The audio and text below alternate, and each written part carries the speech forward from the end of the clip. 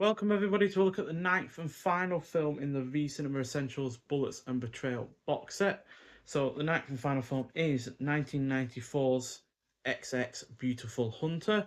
So this is directed by Masaru Konuma, who I've not seen an Earth film before, and I likely won't do it after seeing this one, as it is a thriller that clocks in at 90 minutes long. Stars Johnny Okura, who was in a minor supporting role in Boiling Point, and it's about Shion, who is the most merciless assassin of the Magnificat crime group. However, when her hand and heart hesitate to murder the man she loves, her superior marks her for death.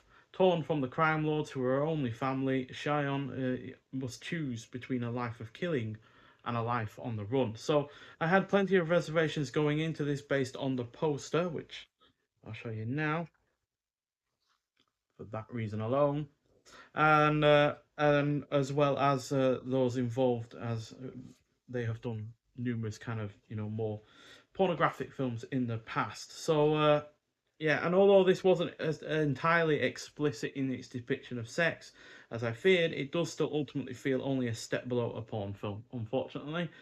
Production wise, it only feels a step above such a film, as well as the action scenes are mostly flat and mundane. There are only a few visual flourishes, which mostly come in the final 10 minutes or so, and the sex scenes are both needless in number and utterly boring in how they are executed. That said, the cast is good, the thriller aspect works, the pacing is on point, and the score is solid, but this could have easily been a much better had it gone in a different direction with its plot, which is unfortunately also not overly engrossing. Only really the thriller elements are the character interactions, especially when it comes to the sexual parts, are, like I said, mundane and boring. And yeah, it doesn't really go in any kind of direction that you've not seen before when it comes to these kind of characters. We got the assassin who looks like she's cold and detached and doesn't really care for life outside of all of the murders she's committing, but suddenly she's had a sexual awakening, and then all of a sudden she's not into doing that. And even though the she kills the person of the guy that she falls in love, kills a good friend of the person she falls in love with, he suddenly doesn't really care about that anymore.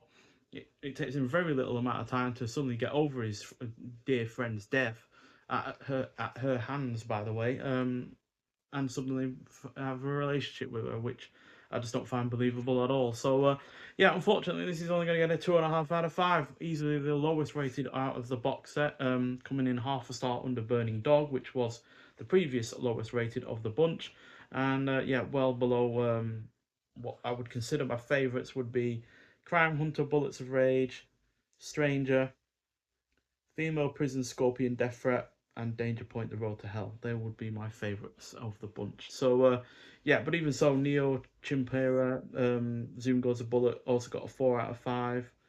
I think I gave Carlos 4 out of 5 as well, and so did the Hitman Blood Smells Like Roses. So, on the whole, these have mostly been really good, to be honest. I think at the end of the day, 7 out of 9 films being really rather excellent is a much better hit rate than I would say with the J Horror Rising box set that our video released last year.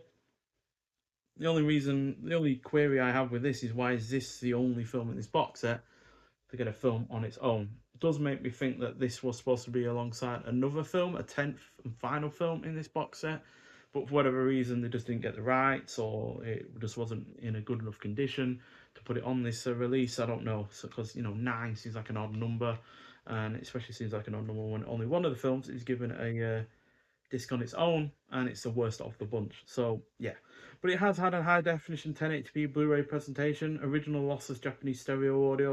It's got optional newly translated English subtitles, newly filmed introduction by Japanese film critic Miyazaki Tanioka. Then you got The Sacred and the Profane, a newly filmed interview with screenwriter Hiroshi Takahashi.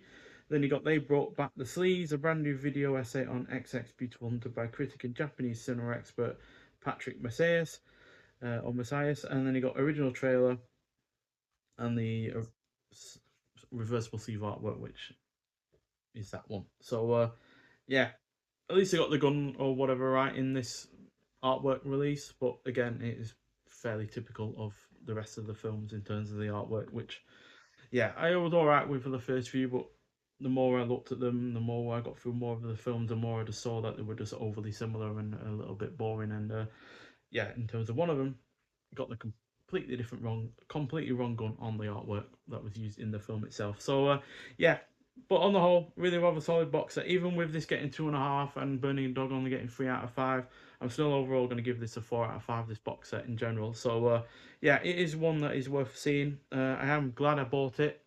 No doubt about that, because at the end of the day, it has expanded my horizons on Japanese cinema. And yeah, for the most part, I did enjoy the films in the set as well. So yeah, all in all, well worth the purchase. Nonetheless, so thank you for watching. If you have seen this film before, I'd like to hear your thoughts on it, and I'll see you in the next one. Bye.